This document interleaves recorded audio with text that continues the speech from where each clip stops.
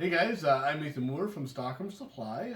Today we are going to assemble from start a simple circle cutter. I've been getting a lot of questions on this, especially through Instagram, on how to do it. And it's quite simple, but it's worth looking at because there are a couple things that are worth noting here. So what you're going to get in the package, you're going to get a hardware package that looks like this. It's got a black stop with some assorted hardware, the simple circle cutter.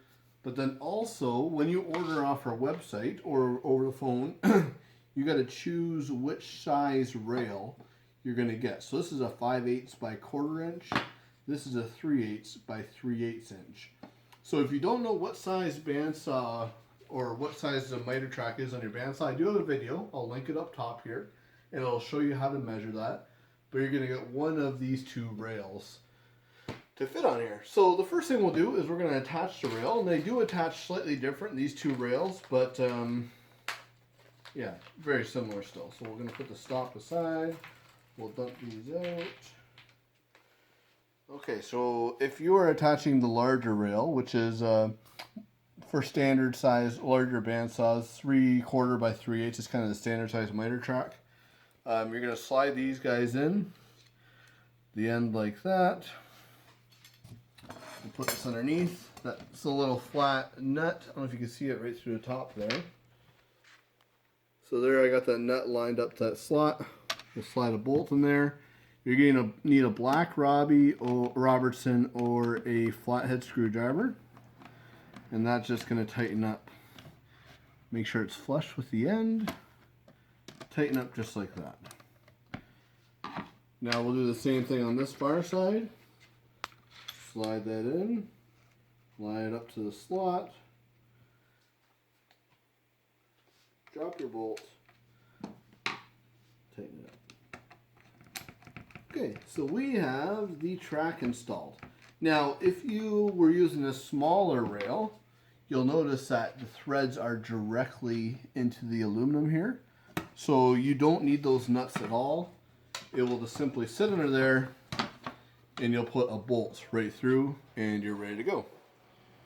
Okay, so now we got the rail. The only other thing we need to install would be this black stop. We'll let that roll off. So again, this is really simple. We'll flip it over. We're going to line those two threads up right there with the plastic, a slot there. And once again, we're going to put these in. Now we're not going to tighten these up yet because we will have to make a little adjustment. So once you're at this point here, you can slide your pin in with the nail whenever you want. But now we're ready to go over to the bandsaw and make our final adjustments. Okay, so this is not the same circle cutter I just had. This is the one that I use nearly every day, so it is well used. So that's okay. Here's a couple things I want to show you is how to set up the stop here at the back. So let me loosen this off.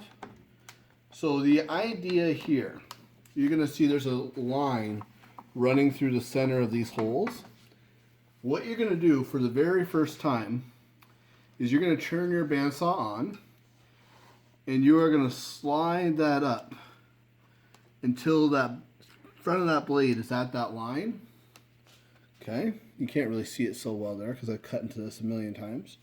And then with this stop, you're then going to slide that against your table and lock it up right there. So you want the tip of the teeth to be in line with the center of that hole, the center of your pivot point. And that line will be your guide to show you where that will be.